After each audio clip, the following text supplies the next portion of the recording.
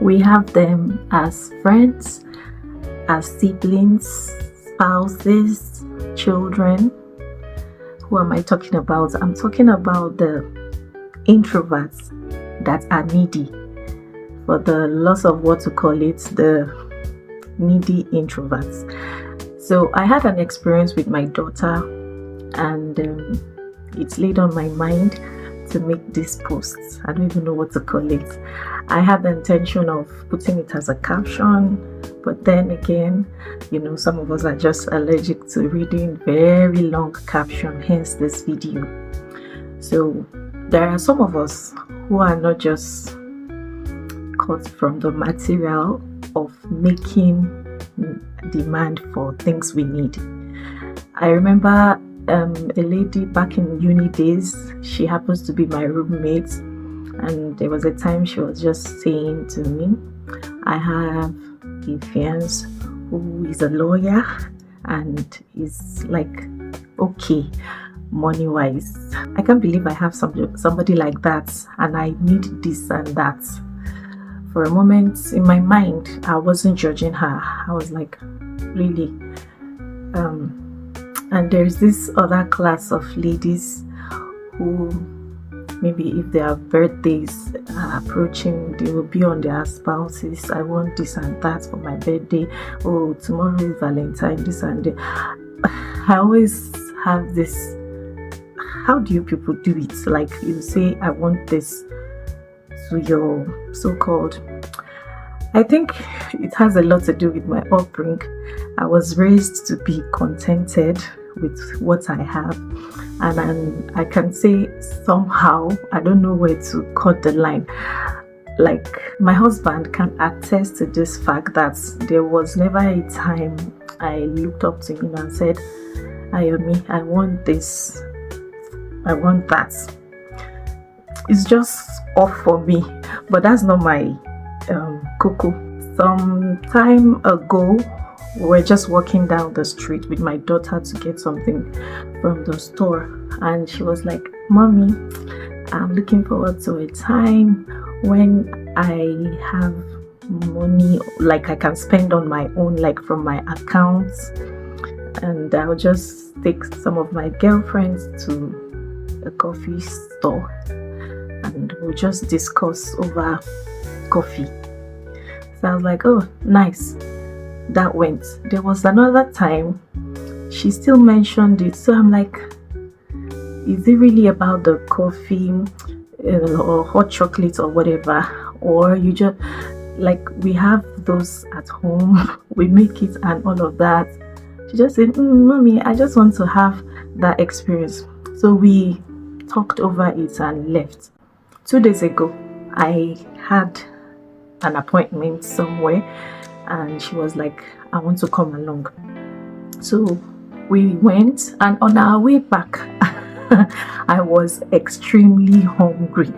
It was like, can I even wait to get home before eating breakfast, because we didn't eat before leaving the house. And then it just popped in my mind that this girl has been mentioning certain things like for a while now, and this is Costa Coffee. How about you just walk in there with her and have breakfast and do some mommy and daughter chit chat? My Nigerian mind was like, you like, you are going home already, just go and fix breakfast and save some coins. And the other mind was like, just do it. So I was like, Mama, let's go into Costa Coffee. And she was like, whoa, are we going? I said, yes, let's just go. And then we went in. I told her to place her order, blah blah. I placed mine, and we were just jesting and having fun. And yeah, I took, of course, as a content creator, I recorded the event.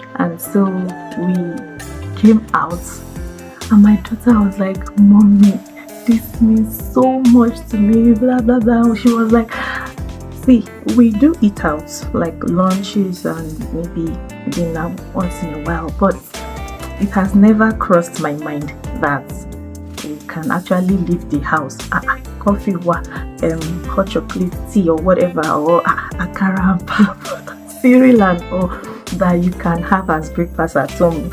It's not just a thing that crossed my mind that we could actually discuss over breakfast way out there." And so from that, I gathered how that little act meant so much to her, and we have somewhat created memory. And that brings me to where I started. There are some people in your life that are so dear, that supports you, that show you love, that you know how they are to you, but there is this thing about them. They don't find it right to say, I really want this thing, I really want that thing. So you can just learn from what's ensued between my daughter and I, that when they drop hints, like in her case, actually, she desire to be the one to take her friends there to just, but somehow it was laid on my mind that day that I'm just walking there, and I never knew it was something that will make her day. I know it will stick in her memory for a long time, and I'm like resolving that maybe we'll do that more often. Like, it's not like you won't have those things in the house. Just go out, even if it's ice cream or whatever, with your loved ones. Just create some beautiful memory.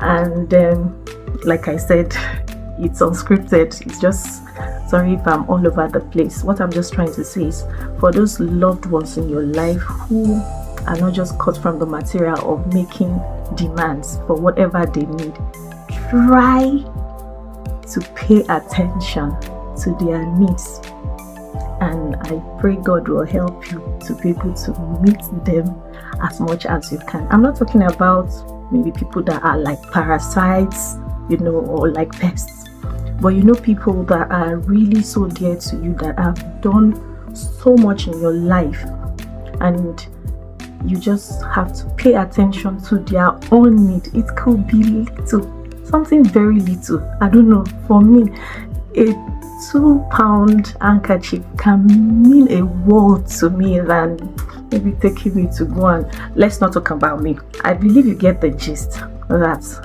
for those people, their life matters too. Their life matters. So pay attention to their needs. Watch out for those little hints that they are dropping, and as God will help you, try to meet them. It will go a very long way in making your relationship a very concrete one. That's about the sermon on the couch with Funke. I believe you get the gist. Now you can go back to whatever you are doing. Thanks for coming to my TED Talk.